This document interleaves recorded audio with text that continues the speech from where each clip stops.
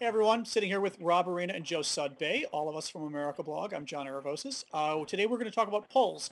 Let's dig in, guys. First issue we were going to talk about was this AP poll that supposedly said, "Oh my God, it's tied." Anybody Oh want my to? God, it's wrong.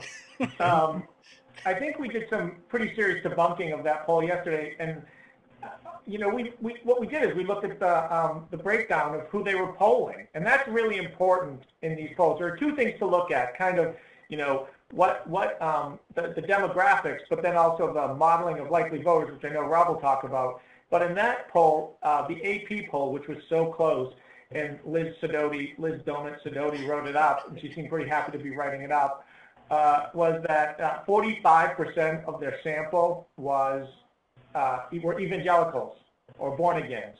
In 2004, when there was an aggressive effort to get out the evangelical born-again vote, the sample was, from exit polling, was 23-24%. So they pretty much doubled it. And there is a skew in that towards McCain. I also think there's not going to be as big an evangelical born-again vote this year because they're not into McCain that much, and no one's really working them. And Barack's fighting for that vote, actually. Let me ask you something really quick, because it's something that I did not realize until you guys were explaining polls to me. I thought polls were literally like they picked 1,000 people and called them. They don't just interview 1,000 people, right? Yeah, I mean, I'll grab this one for a second, Joe. I mean, this is where it gets complicated. So up until a little while ago, we talked a lot about registered voter polls being good indicators of kind of where the public was as a whole. And at some point, you got to switch into this, what we call a likely voter. And that's where it's gotten really confusing. And so what you're looking at is a pollster is going to try to guess what percentage of the population that shows up on election day is men versus women, what percentage is college graduate versus high school graduate, what percentage is African American versus white. And this is where we're getting into the secret sauce of polling. And it's very hard to predict. You can basically, you don't call just 1,000 random people. You probably call, 1,500, 2,000. And out of those results, you build a model that you think represents the whole of the country. That's where it gets really complicated, and I think it's really difficult to tell. So that you're literally interviewing 2,000 people, but only taking 1,000 of their votes, the 1,000 you picked who you think really will vote, in essence, or not will vote, but that are representative of who will vote. So you're really crafting your own percentages as a pollster. Yeah, if you handed the results of the same poll to 2,000 different pollsters, you would probably, of 2,000 records to 20 different pollsters, you're probably going to get 20 different looks at that same exact data. So in essence, it doesn't even, when people complain about, oh, there were only 1,000 people in the poll, people like me who don't know polling, you could have 50,000 people in the poll, but you're still going to be playing pollster games of, well, now we've got to massage what percentage of people are voting. Correct, and that's why you'll see in the internals, the margin of error changes. Margin of error on a subgroup may be 8, 9, 10%, depending upon how large the sample is. Joe, did you want to say something? And I think there was an IDB TIPP poll today, which Nate Silver, our hero, our 538.com hero, right. Thank God for Nate, that's all I'm saying. He looked at the numbers behind that poll, and on 18 to 24-year-olds, there was a 3-to-1 split for John McCain, which is insane. Right, it was like 74% for McCain. Problems, they're going to do something about it.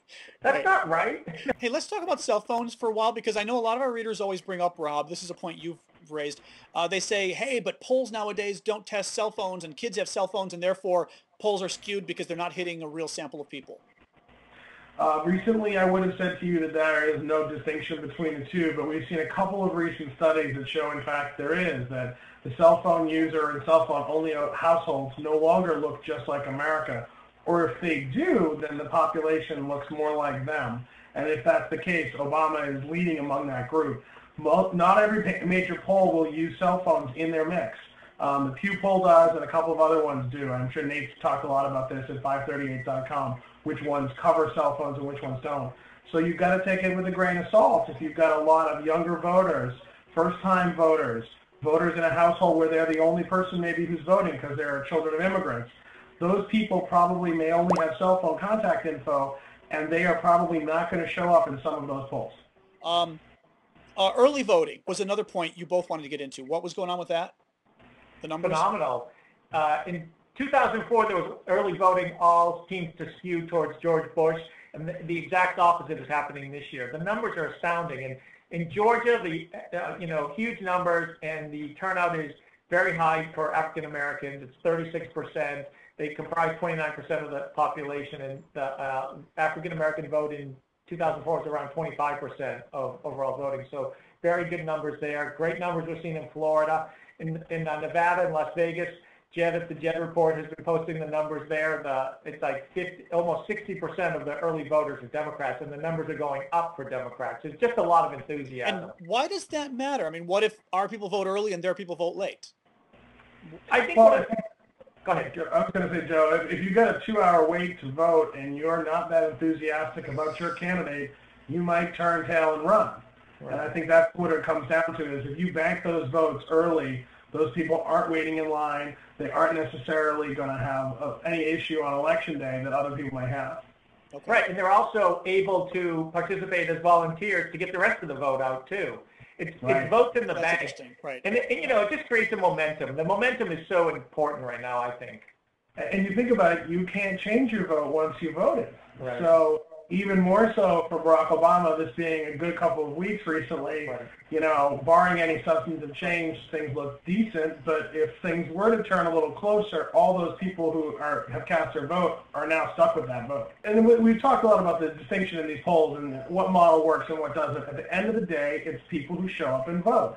It doesn't matter what the polls are. It honestly doesn't. Does it indicate that we can have a good night? Sure. And is that a good thing? And should that encourage people to spend more time volunteering, knocking on doors, and making phone calls? Absolutely. But you still got to get all those votes cast. Got to get them to vote. Yeah. All right. Anything else on the polls or anything else before we sign off? No, I think that's good. I think I do think that both Rob and I will agree that we're very happy with the polls. Okay. I think that the state-by-state numbers look really good. I saw today that John McCain's going to stop spending money in Colorado. And it looks like he's cutting back a little bit in Pennsylvania. That Pennsylvania, we've heard for the past week, is a place where he's going to make his last stand. He's running out of options. What state, actually, I am going to draw this out further. What state should people be looking at as far as the battleground states that McCain's last stand? I think Virginia is one. I think, you know, we got to also, let's translate this to election night when the first poll that closes is Indiana at 6 p.m. Eastern time. If we're finding out that they usually know that by 6:03 that the Republicans have won it. If Indiana is too close to call or they can't call it, that's an interesting sign. And then Virginia closes at 7. Those are two traditionally Republican states. Both of them haven't voted for a Democrat in 40-plus years. Yeah, I mean, I think that's really what it comes down to is, you know, I would say that you can do a map without Ohio for Barack Obama. You can do a map as long as you've got Virginia and Pennsylvania. And I think if you've got both Virginia and Colorado and a couple other states, but you get the gist. I'm thinking in the time zones as we move across the night on election night, really it's Pennsylvania and Virginia. If both of those go, and then you got Florida, obviously, you know, if those all were to go in one direction or, as Joe said, be too close to call, it's going to be a positive night. And again, it's where is the candidate spending his time? And they're spending it in Pennsylvania, where most major polls show him down double digits. So if this is where you're left, if this is the last stand, he's not fighting from a position of strength at the moment. That, I believe, is an understatement. No, AP says he's tied. We're going to spend the weekend in Iowa. He's down 13 in Iowa. Crazy. Why are they going? You know what? I think they try. I think that you know, and I think of these. I think Palin always wanted to see Iowa. Maybe, but also the McCain people are like, you know, they're from that Rove school. They think they're playing mind games with us, and they're trying to psych us out. Whatever, play those games. These are the worst strategists I've ever seen. It's embarrassing. It has a lot of shades of the Dole campaign. I'm feeling that from '96. No offense, Rob. Yes, it's familiarity. It is, you know, it's listing. There's no brand strategy. You've seen a lot of sniping in the press from within the McCain campaign, people outside the campaign. Obviously, this story for 2 days about, you know, Sarah Palin's wardrobe budget does nothing to help them in places like Pennsylvania, Virginia, and Iowa, places where they're going. It really is, they're off their game. There is no game, and I think that's what we're seeing. Sarah Palin is a big drag now in all the major polls, and, you know, the fact that McCain and her are basically going paired up a lot of times says a lot about her inability to basically help him in any real way. Okay. All right, good, guys. We'll cut it short so people can maybe watch this. Okay. All right, talk to you soon. Bye.